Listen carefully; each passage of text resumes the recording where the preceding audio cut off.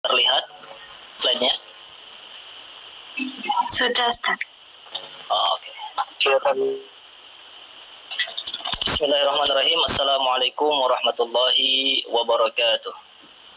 Waalaikumsalam warahmatullahi wabarakatuh.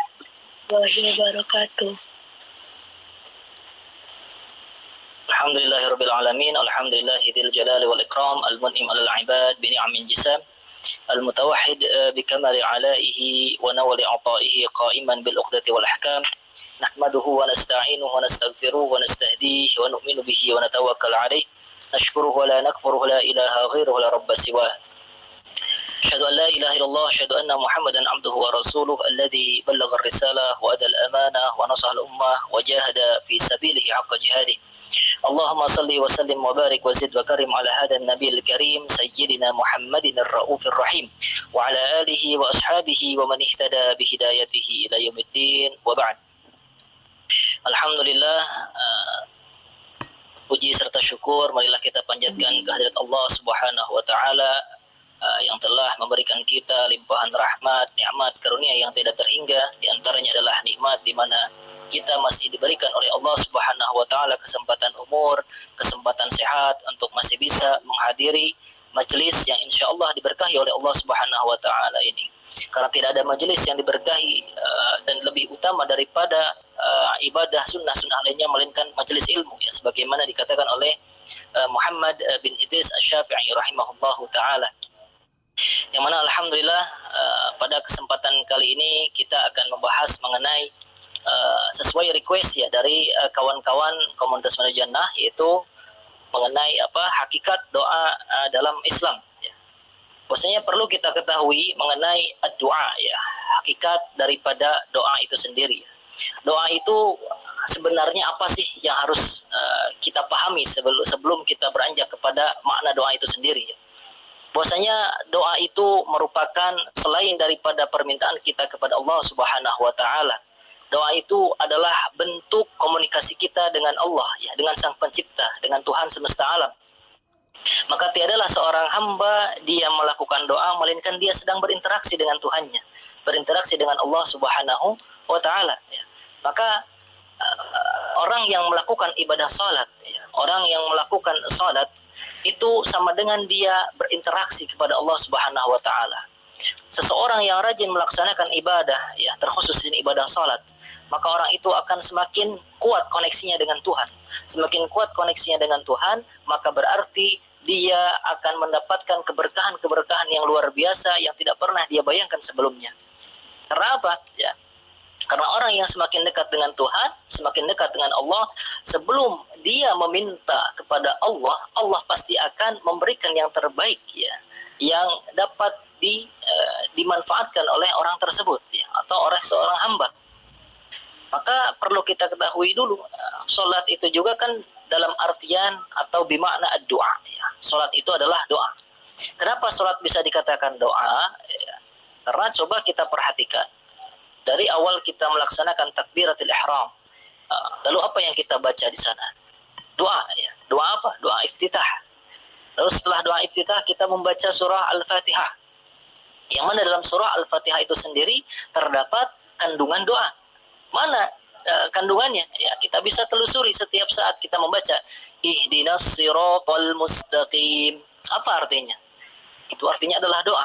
Ya Allah, tunjukkanlah kami jalan yang lurus yang Engkau ridhai. Maka dalam arti lain, salat itu seluruhnya berisi mengenai doa. Ya, ketika ruku ada doanya, ketika i'tidal ada doanya. Lalu adapun Imam Ibnu Manzur, beliau menjelaskan yang disebut atau yang dikatakan dengan doa itu adalah ar-raghbatu ilallahi azza wa jalla. Ya, raghbah itu adalah keinginan. Ya, keinginan atau sesuatu yang disukai, ya, ilallahi taala, atau di sini dalam artian permohonan kepada Allah Subhanahu wa taala. Adapun Imam Al-Khattabi, ya, dalam kitab Sya'nud Du'a, beliau mendefinisikan atau mengartikan begini doa itu, katanya. Doa itu adalah istida'ul abdi rabbahu al-inayah, yaitu seorang hamba atau permohonan seorang hamba kepada Tuhannya. Memohon apa? Memohon pertolongan dari Allah Subhanahu wa taala. Karena pada hakikatnya seorang hamba itu tidak bisa hidup dengan sendirinya. Kenapa seperti itu? Coba saja kita lihat diri kita ini. Kita bisa melihat penglihatan ini dari siapa? Dari Allah. Kita bisa berjalan. Kaki ini diberi kekuatan oleh siapa? Oleh Allah Subhanahu wa taala. Sedetik saja Allah tidak memberikan inayahnya, pertolongannya kepada kita. Jangankan kita bisa berjalan, bahkan untuk bernapas pun akan kesulitan. Karena pada hakikatnya diri kita ini adalah manifestasi daripada inayah, daripada pertolongan Allah Subhanahu wa taala. Makanya dalam surat Al-Fatihah itu sering kita lafalkan, iyyaka na'budu wa iyyaka nasta'inu. Iyyaka, hanya kepadamu lah kami menyembah, iyyaka na'budu wa iyyaka nasta'in, dan hanya kepadamu lah kami mohon pertolongan. Hanya dalam salat kita ulang-ulang berapa kali itu kalimat iyyaka na'budu wa iyyaka nasta'in, yang berarti menunjukkan bahwasanya memang kita sebagai hamba membutuhkan pertolongan Allah Subhanahu wa taala. Nah, itu adalah doa. Doa itu adalah permohonan kita sebagai seorang hamba kepada Tuhan, yaitu memohonkan pertolongan, yang mana pada hakikat daripada doa itu adalah kita menunjukkan. Nah, ini mengenai caranya, cara kita memohon pertolongan kepada Allah itu harus memiliki tata cara, memiliki kaifiyah. Hakikatnya dengan seperti apa? Yaitu dengan menunjukkan keiftiqaran kita. Apa yang dimaksud dengan iftiqar? Ada namanya fakir, ada miskin. Sering kita belajar mungkin di sekolah agama atau di TPA atau mungkin di pelajaran agama di sekolah-sekolah, perbedaan antara makna miskin dan juga makna fakir. Orang yang miskin itu dia memiliki namanya usaha, atau memiliki pemasukan, hanya saja pemasukannya itu tidak mencukupinya. Sedangkan iftiqar atau fakir itu sama sekali tidak memiliki pemasukan, tidak memiliki usaha, tidak memiliki apa-apa.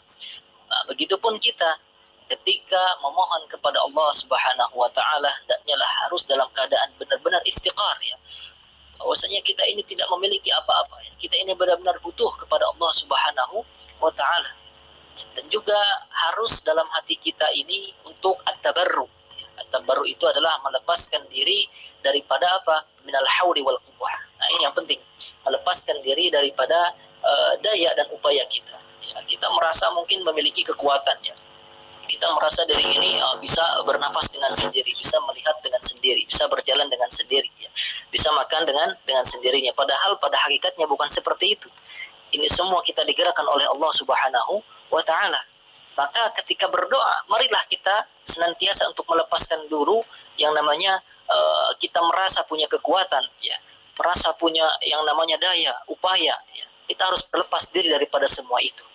Yang mana at-tabarru minal haul ini, atau berlepas diri daripada daya upaya ini, merupakan di sini dikatakan oleh Imam Al-Khattabi, yaitu tanda daripada penghambaan kepada Allah Subhanahu wa taala, simatul abdiyah.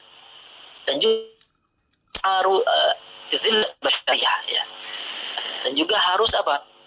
Harus kita ini memiliki rasa rendah, memiliki rasa hina sebagai manusia di hadapan Allah Subhanahu wa taala. Wa fihi ma'na as-sana. Dan perlu diketahui juga dalam doa itu terdapat yang namanya as-sana. Apa itu as-sana? As-sana itu adalah pujian kepada Allah Subhanahu wa taala. Otomatis ketika kita merendahkan diri kita di hadapan Allah, itu sama dengan kita menjunjung pujian kepada Allah Subhanahu wa taala. Dan juga perlunya di sini idhafatul jud. Idhafatul jud itu adalah bagaimana kita menisbatkan kedermawanan, dan juga kemuliaan kepada Allah Subhanahu wa taala. Lalu selanjutnya yaitu mengenai doa itu sendiri, dari mana dalilnya? Dalil mengenai doa begitu banyak, begitu banyak kita temukan dalam Al-Quran ataupun Al-Hadis, yang mana di sini saya kutip hanya satu saja, Misalnya di sini dalam Al-Quran, ini sudah jelas, sering kita dengarkan, terkhusus di bulan-bulan Ramadan. Itu firman Allah Subhanahu wa taala, وَإِذَا سَأَلَكَ عِبَادِي عَنِّي فَإِنِّي قَرِيبٌ أُجِيبُ دَعْوَةَ الدَّاعِ إِذَا دَعَانِ فَلْيَسْتَجِيبُوا لِي وَلْيُؤْمِنُوا بِي لَعَلَّهُمْ يَرْشُدُونَ. Itu, dan apabila hamba-hambaku bertanya kepadaku tentang aku, maka jawablah, ya. Fa inni qarib, maka sungguhnya aku dekat. Ujibu da'watad da'i, aku pasti menjawab seruan atau doa dari orang yang berdoa apabila dia menyeru kepadaku atau berdoa kepadaku. Falyastajibu li wal yu'minu bi. Maka ketika seseorang itu hendak bahwasanya ingin atau mengharapkan doanya itu dikabulkan oleh Allah, di sini ada perintah oleh Allah, maka hendaklah mereka untuk memenuhi segala perintah. Falyastajibu li, ya, di sini. Wal yu'minu bi, dan hendaknya juga untuk apa? Beriman kepadaku, la'allahum yarshudun, supaya apa? Supaya mereka mendapatkan atau berada dalam kebenaran. Adapun dalam hadisnya bahwasanya jelas, ya, doa itu merupakan inti daripada ibadah, ya. Seperti tadi dikatakan, salat itu berisi kandungan doa, sedangkan salat itu adalah merupakan imaduddin, ya, pondasi daripada agama. Orang yang tidak salat dalam artian tidak berdoa, maka berarti dia sudah menghancurkan agamanya. Dan inti daripada salat juga adalah ad-du'a, ya, ad-du'a itu berdoa kepada Allah Subhanahu wa taala. Lalu apa keutamaan dan manfaat daripada doa? Di sini Imam Ibnu Qayyim Al-Jauziyah dalam kitab Jawab Al-Kafi dijelaskan, ya, wa min fawaidid du'ai annahu yadfa'u ghadabar Rabbi ta'ala. Di antara faidah-faidah doa, ya, atau manfaat dan keutamaan daripada doa, ya, kalau kita mungkin ingin dicintai oleh Allah, ya, dijauhkan daripada murka Allah, ya, tentu kita sebagai hamba pasti tidak inginkan untuk dimurkai oleh Allah Subhanahu wa taala. Maka solusinya apa? Perbanyak doa. Karena doa ini dapat apa? Menolak murka Allah Subhanahu wa taala. Dan juga dengan seseorang selalu berdoa itu akan apa? Memberikan ridha. Seseorang itu akan mendapatkan atau mendatangkan ridha Allah Subhanahu wa taala terhadap dia. Dan kalau Allah sudah ridha, ya, maka tidak ada hal lain lagi, ya, yang mesti dia takutkan. Begitu juga dengan berdoa, seseorang itu akan tercegah daripada al-bala. Itu bala itu adalah ujian, ya. Baik itu ujian atau musibah dan hal negatif lain, ya. Dan juga dengan berdoa seseorang akan diangkat daripada apa? Al-waba, ya, berbagai penyakit, ya. Wa yakshiful karba. Begitu juga dengan seseorang berdoa itu akan menyingkap daripada kesulitan-kesulitan yang sedang dihadapi. Orang yang sering sulit, ya, atau yang sering menghadapi kesusahan, kegundahan, kegalauan, cukup dia berdoa, tapi dengan syarat apa?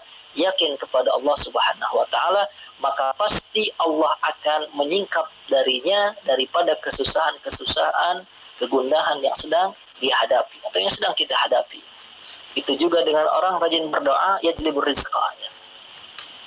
Dalam salat kita sering dalam apa, warzuqni wahdini warzuqni wahdini wa'afini wa'afani, dalam apa itu, dalam duduk di antara dua sujud, ya. Itu kalau kita paham maknanya itu Masya Allah, setiap waktu kita meminta rizki.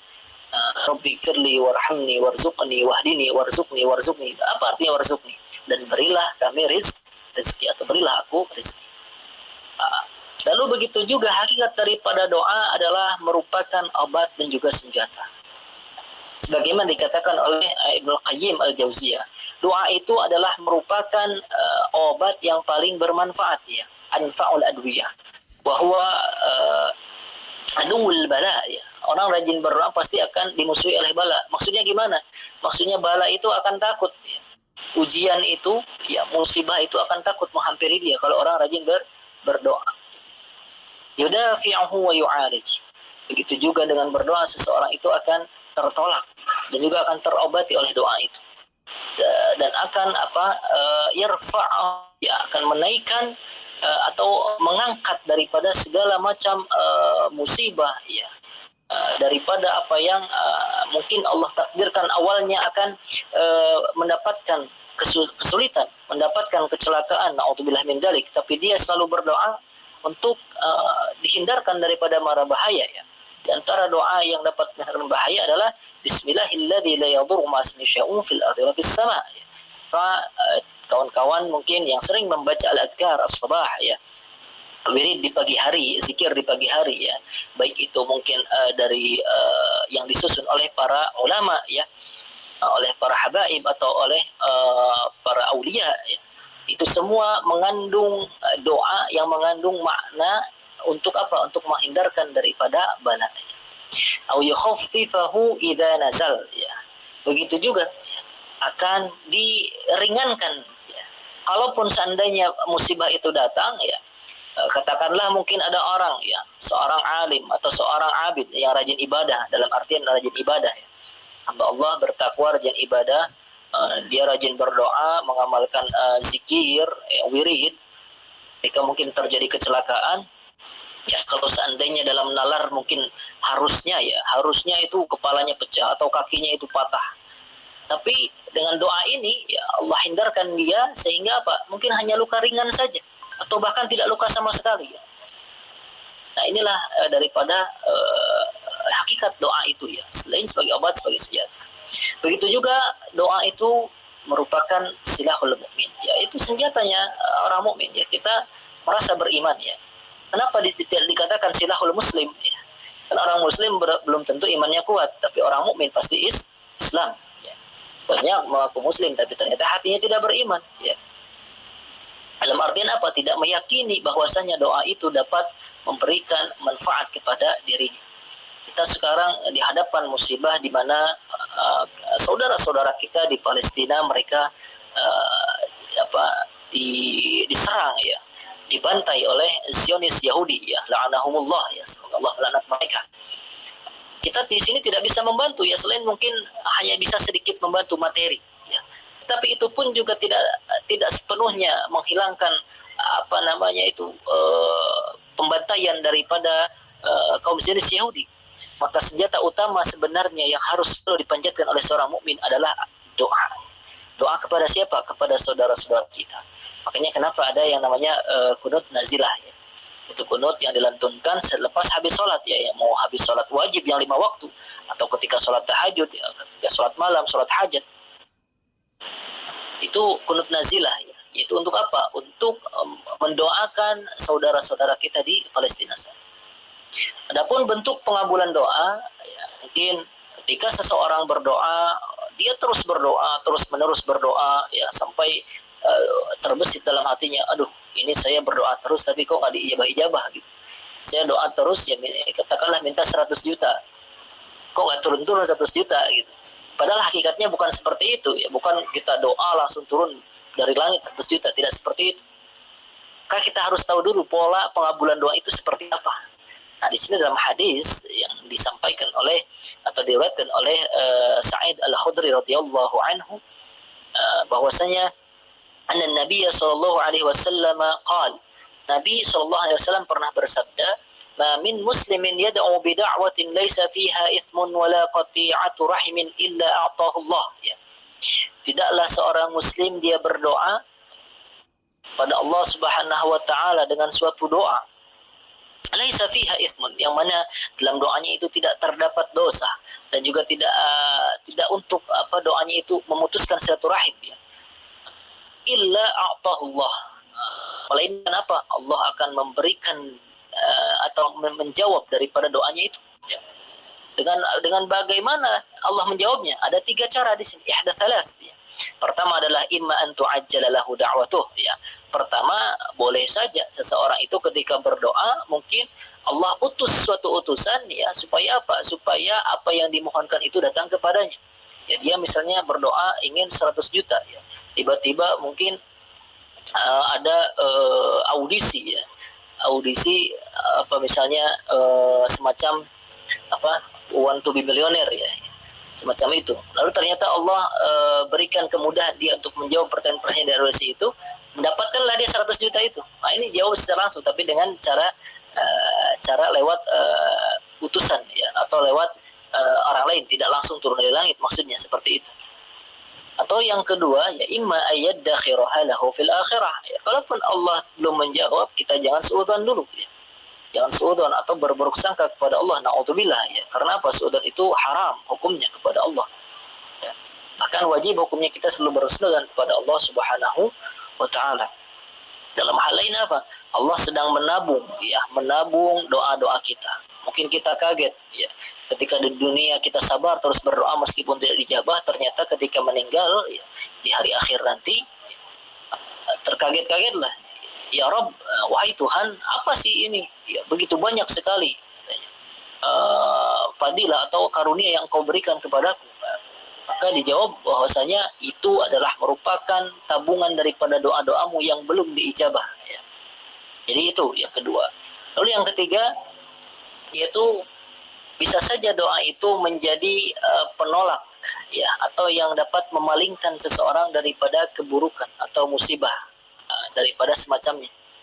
Ya misalnya seseorang ya, atau kita misalnya naik memohon uang 100 juta.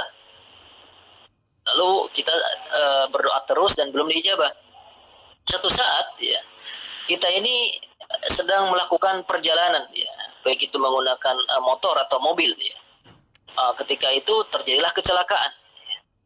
Lalu dalam kecelakaan itu ya, ternyata Allah masih memberikan kita kesehatan ya. Allah masih memberikan kita nyawa ya, usia, umur. Dan kalaupun seandainya mungkin seseorang itu berputus asa dari doanya ya, bisa saja ketika kecelakaan itu kakinya patah ya, atau tangannya patah ya, yang mengharuskan dia dioperasi, harganya berapa? 100 juta. Jadi ternyata bisa saja dipalingkan dengan daripada musibah yang mana harganya itu adalah sama dengan apa yang dia pinta. Ini hanya contoh kecil saja, analogi kecil saja. Untuk permisalan yang lain kawan-kawan bisa merenunginya ya. Dan perlu kita perhatikan juga dalam berdoa itu, janganlah seseorang melakukan ketergesa-gesaan ya, buru-buru ya, baru juga doa pengen langsung diijabah ya. Nabi saja untuk supaya kiblat itu berpindah dulu ya dari Masjidil Aqsa ke Ka'bah ya. Apakah ketika berdoa langsung dikabulkan? Tidak. Itu lama Nabi berdoa sampai dikatakan dalam Al-Quran surat Al-Baqarah, qad nara taqalluba wajhika fis sama ya. Qad nara taqalluba wajhika falanwalliyannaka wajhatan tardaha. Bahwasanya kami katanya, atau Allah ya, di sini Allah sudah melihat bagaimana Rasul sallallahu alaihi wasallam dia terus bolak-balik berdoa kepada Allah meminta supaya arah kiblat berubah daripada Masjidil Aqsa kepada Ka'bah ya. Dalam artian apa? Berarti Nabi melakukan doa itu tidak hanya sekali, bahkan berkali-kali berulang-ulang baru Allah ijabah. Apalagi kita sebagai manusia biasa, sebagai hamba biasa ya. Bagaimana mungkin kita tergesa-gesa ingin doa kita segera diijabah oleh Allah Subhanahu wa taala. Maka dalam hal ini dikatakan bahwasanya Rasulullah sallallahu alaihi wasallam beliau bersabda, la yazalu yustajabu al-'abdi ma lam yad'u bi ismin aw qati'ati rahimin ma lam yasta'jil. Maka hambaku senantiasa akan diijabah doa-doanya selama dia tidak berdoa ya untuk berbuat dosa atau berdoa untuk untuk terputusnya silaturahim, selama dia tidak tergesa-gesa dalam berdoa ya. Lalu dikatakan, wahai Rasulullah, mal isti'jal, apa itu ketergesa-gesaan dalam berdoa? Rasulullah SAW menjawab ya, qad da'autu falam ara yastajibu li fayastahsiru 'inda dzalika wa yad'u ad-du'a. Yaitu yang disebut dengan isti'jal, terburu-buru dalam doa, adalah ketika seseorang misalnya mengatakan, aduh saya udah berdoa nih berkali-kali, qad da'autu ini bahasa hadisnya, saya sudah doa nih, saya sudah berdoa, falam ara yastajibu li, tapi aku ini belum melihat Allah mengijabah doa-doaku ini. Faistahsir, sehingga dia akhirnya merasa rugi untuk terus berdoa. Lalu ketika dia merasa rugi, merasa lihat saya berdoa pun tidak ada gunanya, akhirnya dia meninggalkan doa itu. Nah, ini isti'jal namanya.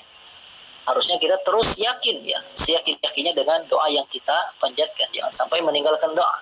Ketika kita meninggalkan doa karena belum diijabah, itu disebut isti'jal. Dan isti'jal ini adalah hal yang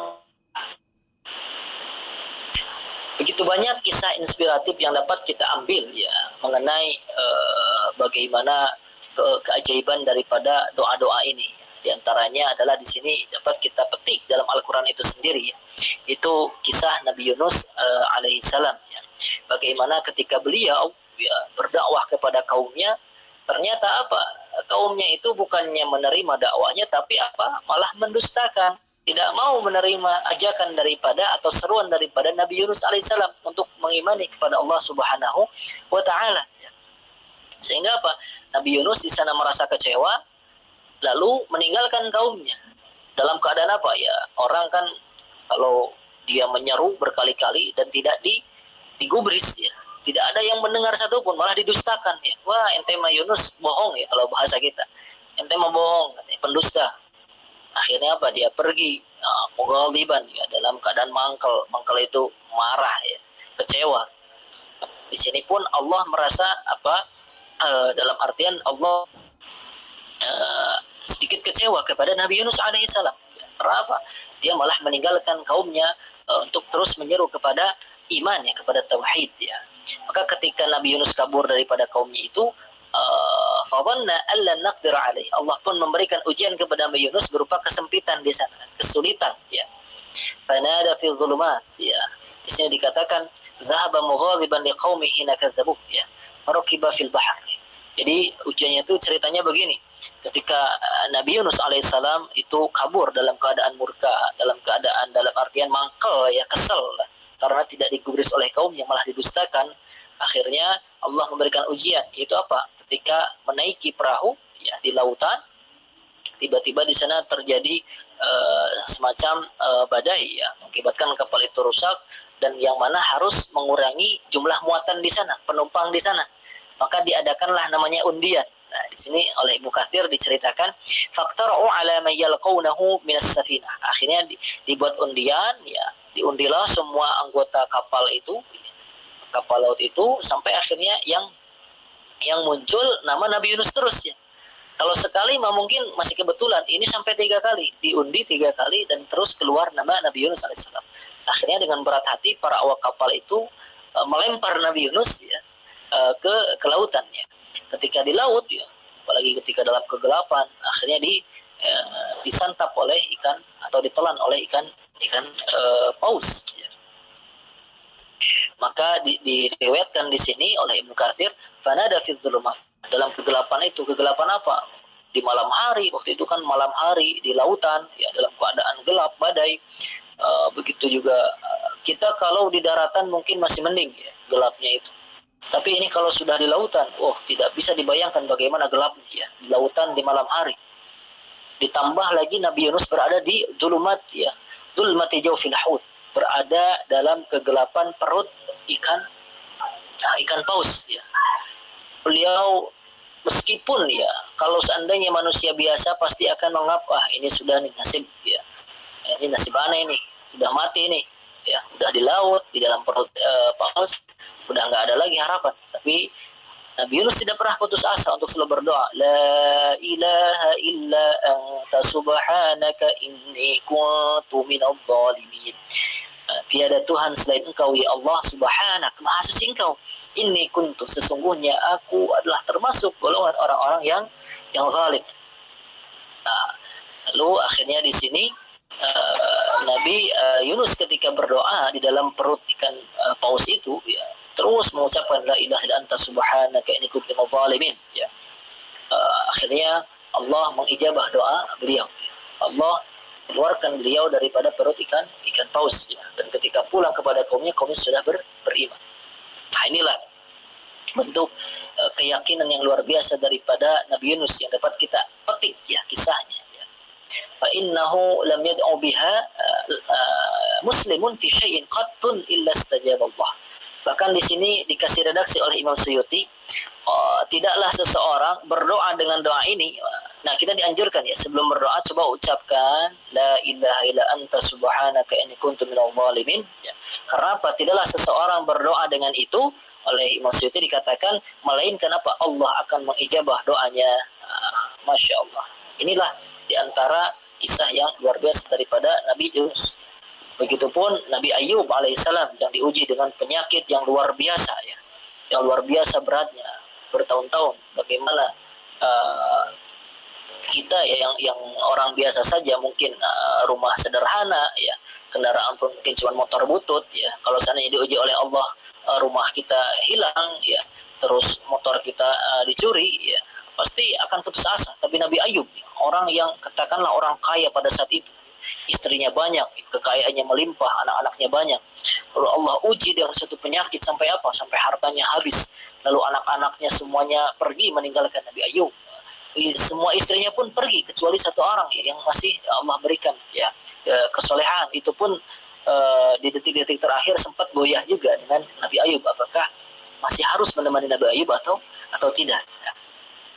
Maka Nabi Ayub tidak pernah putus asa, terus berdoa ya di sini, wa ayyub idz nada rabbahu anni massani ad-durru wa anta arhamur rahimin. Dan ingatlah ketika Ayub yang menyeru Tuhannya atau berdoa kepada Allah ya. Lihatlah kata-kata yang diajarkan oleh Nabi Ayub ya, anni massani ad-durru wa anta arhamur rahimin. Tidak pernah Nabi menyebutkan, ya Allah engkau telah memberiku penyakit. Tidak, tapi apa yang dikatakan, ya Allah sesungguhnya aku sedang tertimpa penyakit. Tertimpa, bukan kata-katanya Allah engkau telah memberiku penyakit. Itu salah satu adab kita kepada Allah. Jangan sampai kita menisbatkan yang buruk-buruk kepada Allah Subhanahu wa taala. Meskipun pada hakikatnya ya kebaikan keburukan itu datang dari Allah Subhanahu wa taala. Sehingga dengan keyakinannya, kesabarannya, Allah apa di sini dijawab oleh Allah, fastajabna lahu fakashafna ma bihi min dur ya. Kami jawab doanya, lalu kami apa yang membuat dia sengsara, wa atainahu ahlahu, kami kembalikan lagi keluarganya, bahkan lebih ma'hum rahmatan min indina, sebagai rahmat daripada kami, dan juga peringatan bagi lil abidin ya, bagi hamba-hamba Allah Subhanahu wa taala.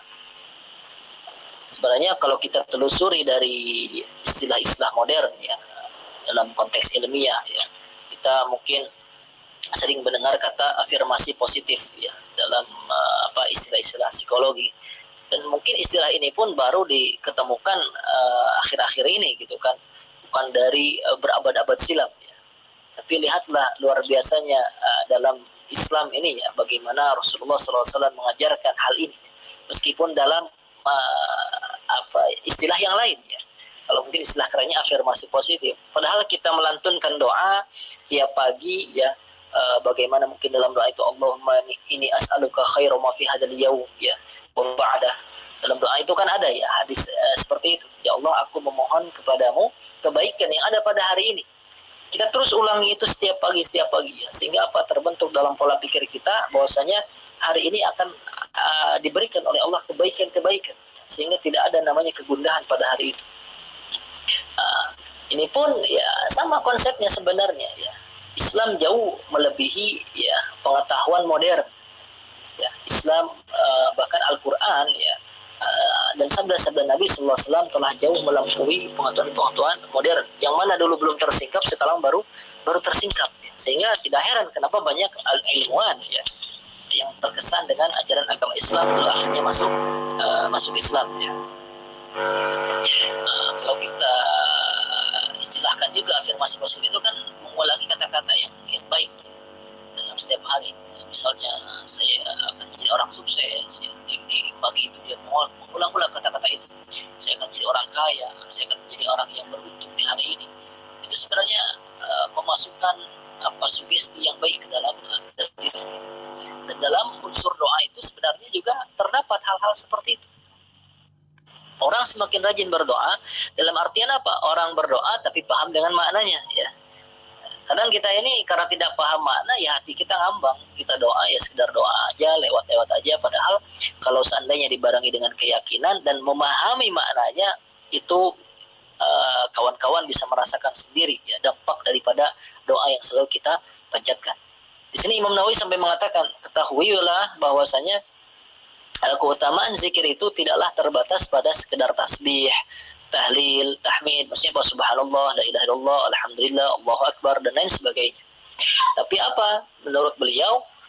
Ya, kita melakukan segala amalan, baik itu misalnya membantu orang tua kita, ya, atau bahkan sampai hal terkecil menghilangkan aza, ya. Aza itu semacam yang dapat mengganggu orang berjalan, misal ya di jalanan. Tapi ikhlas karena Allah itu ya sebagai bentuk ketaatan, itu juga disebut dengan zikir, ya. Dan zikir ini adalah doa, ya. Maka insyaallah ya orang yang selalu melakukan ketaatan ya untuk Allah Subhanahu wa taala sama dengan dia telah berzikir. Dan orang berzikir dia sama dengan berdoa, ya. Doa itu kan mengingat Allah, ya. Zikir juga adalah mengingat Allah, ya. Seperti itu. Begitu juga banyak sekali sebenarnya istilah-istilah yang bisa kita yang padanan daripada doa, seperti hukum atau istilah law of attraction, yang hukum tarik menarik, ya. Orang yang berbuat baik pasti akan diberikan kebaikan juga, ya. Orang yang membawa pikiran positif, ya, pasti akan menarik hal-hal positif juga ke dalam hidup seseorang. Bukankah itu diajarkan dalam Islam? Islam selalu mengajarkan umatnya untuk senantiasa berpikir positif. Dalam artian apa? Konsep husnuzan, berbaik sangka kepada Allah, berbaik sangka kepada makhluk-makhluknya, ya, kepada saudara-saudara kita sesama muslim, berbaik sangka kepada takdir kita bahkan, ya. Maka orang yang selalu berbaik sangka, berpikiran positif akan menarik hal-hal positif juga pada dirinya, ya. Dan ini baru ditemukan oleh para orang-orang barat, teori ini law of attraction. Hanya saja mereka menisbatkan bahwasanya alam lah yang memberikan kebaikan itu. Ketika kita memberikan pikiran positif, maka itu akan menarik kebaikan dari Allah. Padahal hakikatnya apa? Hakikatnya padahal semua itu adalah dari Allah Subhanahu wa taala, ya. Lalu bagaimanakah adab dalam berdoa, ya? Banyak sekali adab tata cara dalam berdoa yang mesti kita pelajari, ya, dan kita amalkan. Jangan hanya sekedar berdoa saja, karena ada adabnya, ya. Sebagaimana dikatakan oleh Imam Ibnu Qayyim Al-Jauziyah, ya, ketika beliau mengomentari firman Allah, ud'u rabbakum tadarru'an wa khufyah innahu la yuhibbul mu'tadin. Beliau di sini menyarankan hendaknya lah ketika berdoa milih waktu yang tepat. Bukan kita dilarang untuk tidak berdoa selain pada waktu ini, tidak. Hanya saja di waktu-waktu inilah doa lebih mustajab, ya. Yaitu kapan? Pada thuluthul lail, ya, pada sepertiga malam. Itu pada ketika saat sujud, ya. Nah, kalau ditanya, kapan? Pas sujud kapan? Apakah sujud sholat sunnah, sujud terakhir, atau semua sujud? Sebenarnya dalam hadis itu dikatakan aqrabu ma yakunu al-'abdu bi rabbih wa huwa sajid fa aktsirud du'a. Hadis itu mutlak, ya. Keadaan di mana seorang hamba berada paling dekat dengan Tuhannya adalah ketika dia bersujud. Maka perbanyaklah doa dalam sujud itu. Maka sebenarnya mau sujud dalam rakaat pertama, rakaat kedua, rakaat terakhir itu bebas-bebas saja, ya. Dalam sholat wajib atau dalam sholat sunnah itu bebas kita perpanjang doa. Pakai bahasa apa? Bahasa Arab, karena kita dalam posisi keadaan sholat, ya. Kecuali luar sholat bebas mau pakai bahasa apapun. Begitu ketika antara azan dan iqamah, ya, ketika turun hujan itu bukannya kita ketakutan, ya, tapi justru ketika hujan ini dijadikan kebahagiaan. Karena apa? Di saat itulah waktu diijabahnya doa-doa kita. Lalu adabnya juga hendaknya kita menghadap kiblat, ya, lalu mengangkat tangan kita ke atas, ya. Sebagaimana Ka'bah adalah kiblatnya sholat, maka langit adalah kiblatnya doa. Maka hendaknya kita membuka telapak tangan kita, ya, arah langit, ya, sebagai kiblatnya doa. Perlu juga kita untuk merendahkan diri, khusyuk, ya, khusyuk. Ini ya hal yang paling penting dalam doa. Orang yang berdoa hanya sekedar ucapan saja, tidak diiringi hatinya, jangan harap doanya akan dikabul. Itu juga hendaknya memulai dengan pujian. Makanya sering kita dengar bagaimana para asatid, para ulama memulai doa, hamdan na'imin, hamdan syakirin, hamdan yuafi ni'amaka mazidah. Itu isinya pujian. Lalu dengan salawat, Allahumma shalli wa sallim ala sayyidina wa habibina wa syafi'ina, atau dengan salawat lain, bebas. Lalu perlu dengan yakin, ya. Karena apa? Allah tidak mengabulkan doa daripada hati yang lalai, ya. Maka fad'ullah, maka berdoalah kepada Allah sedangkan kalian dalam keadaan yakin. Orang yang sering berdoa sama dengan dia sering berzikir. Orang yang sering berzikir maka pasti akan diberikan ketenangan dalam hatinya. sehingga baik untuk mentalnya, kesehatan mental. Maka tidak ada istilah orang yang rajin khusyuk berdoa, rajin khusyuk ibadah, dia galau, dia stres, enggak. Dia pasti akan memberikan ketenangan dalam hatinya. Ala bi dzikrillah tatma'innul qulub. Kenapa? Dengan mengingat Allah, maka pasti hati akan menjadi tenang dan tentram. Nah, di sini ada ungkapan menarik daripada kalam hikmah Ibnu Athaillah As-Sakandari. Beliau mengatakan, la yakun ta'akhuru amadil ata' ma'al ilhahi fid du'a mujiban liya'sik. فهو ضمن لك الإجابة فيما يختاره لك لا فيما تختاره لنفسك وفي الوقت الذي يريد لا في الوقت الذي تريد. Bahwasanya janganlah sampai kita ini berputus asa hanya karena apa? Karena misalnya kita sudah kuat berdoa, sering berdoa, memohon ya sampai sampai menangis-nangis, sampai bersujud, tapi Allah belum juga menjawab doa kita. Sedangkan apa, dalam Quran kan sudah dijamin ya, ud'uni astajib lakum, berdoa niscaya pasti aku ijabah. Kalau Allah sudah mengatakan niscaya berarti pasti diijabah. Tapi jangan tanya kapan ya. Allahu a'lam ya. Akan tetapi nanti Allah akan menjawabnya. Yang pertama fima yakhtaruhu lak. Allah akan menjawabnya dengan apa? Dengan pilihan Allah sendiri kepada kita. Ya, kita mungkin menganggap apa yang kita berdoa itu baik ya. Padahal Allah tahu itu bukanlah yang terbaik. Sehingga apa? Allah memberikan ternyata hal yang lain ya, yang kita kira itu tidak baik. Ternyata setelah lama kelamaan kita baru tahu hikmahnya. Oh, ternyata ini jawaban dari Allah. Bahwasanya kenapa Allah memberikan saya ini, bukan apa yang saya doakan ya ketika itu. Dan Allah pasti akan menjawab, tapi pada waktu apa? Pada waktu yang Allah kehendaki, bukan pada waktu yang kita kehendaki. Karena Allah Maha tahu akan kemaslahatan dan kebaikan kita. Maka di akhir ya, di sini saya kutip ya kata-kata hikmah, jangan bergembira karena doa-doa dikabulkan ya. Karena bisa jadi ketika dikabulkan doa, misalnya ya Allah saya ingin kaya, saya ingin harta melimpah, saya ingin prestasi segala macam ya. Lalu ijabah doa itu. Ternyata jangan dikira doa itu merupakan karunia. Bisa saja itu adalah jalan di mana Allah akan menghijab kita dengannya. Bisa jadi dengan diijabahnya doa kita ternyata apa? Kita terhalangi daripada bisa lagi mendekatkan diri kepada Allah Subhanahu wa taala. Bagaimana? Banyak. Bagaimana bisa terjadi? Banyak contoh-contohnya ya. Jangankan orang lain, mungkin kita sendiri pernah ya. Pernah mungkin kita berdoa misalnya, saya ya berdoa pingin misalnya HP ya.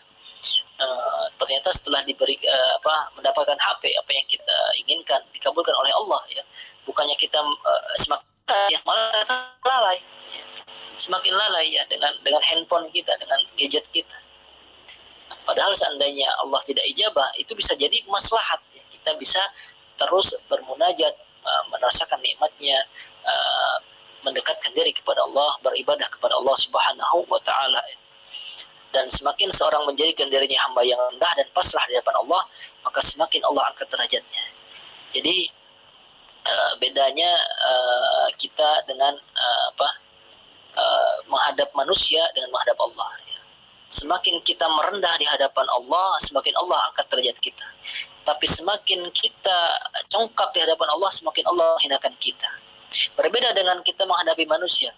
Kita semakin merendahkan diri kita di hadapan manusia, semakin injak-injak kita. Tapi Allah semakin kita merendahkan diri, ya, semakin angkat derajat kita. Makanya kenapa derajat tertinggi adalah hamba, ya, al-abdu. Rasul itu bukan hal yang istimewa, tapi ketika disematkan abdun kepada Muhammad, ya, Sayyidina Muhammad, Nabi kita, ya, itu adalah pangkat tertinggi Rasulullah. Makanya dalam salat Allahumma sholli ala Sayyidina Muhammadin abdika, didahulukan dulu abdun ya, itu hamba. Begitu juga dalam surat Al-Isra, subhanalladzi asra bi'abdihi, Maha suci Allah yang telah memperjalankan hambanya di malam hari, ya hambanya ya abdun, bukan rasulnya. Karena hamba itu adalah gelar tertinggi yang dimiliki oleh seorang manusia. Maka jangan pernah kita ini sedikit pun ya bersifat sombong, ujub, ria, takabur ya. Tapi selalu merendahkan diri di hadapan Allah. Dan doa itu juga bukan hanya sekedar permintaan, tapi ketertundukan diri kita ya. Kita merasa butuh kepada Allah, ya, merasakan kehadiran dalam doa kita, ya, maka di sanalah akan diberikan ketenangan. Ya. Bukan untuk ketika dikabulkan kita pamer-pamer nih, ini saya menjadi orang terkaya. Ini karena apa? Karena doa kita misalnya. Jangan, ya, bukan untuk dipamerkan. Tapi juga ketika belum diterimanya doa, ya, bukan dalam artian Allah tidak ridho, tetapi Allah masih ingin melihat kesabaran kita dan ketundukan kita kepada Allah Subhanahu wa taala, ya. Allah masih rindu dengan rintihan doa-doa kita, ya, yang selalu dipanjatkan setiap waktu, setiap malam, ya. Sehingga sampai dikatakan dalam suatu hadis, ya, ketika malaikat dalam mungkin artian interupsi, ya Allah, ini seorang hamba doa terus kepadamu, ya Allah, tidakkah engkau jawab doanya, katanya. Lalu kata Allah apa kepada malaikat, da'hu, katanya, biarkan dia, katanya, terus meminta, terus merintih, berdoa kepadaku. Aku masih rindu mendengarkan ucapan-ucapan dia, mendengarkan permintaan, rintihan dia dalam berdoa kepadaku. Ini ternyata adalah bentuk kerinduan Allah kepada kita ketika doa belum diijabah, dan kita terus memohon tanpa adanya rasa kecewa, ya. Karena hakikat doa itu bukan hanya sekedar meminta, tapi apa? Adalah sarana mendekatkan diri kepada Allah Subhanahu wa taala. Mungkin cukup sekian, hada wallahu taala ala wallahu taala alam bisawab. Wassalamualaikum warahmatullahi wabarakatuh.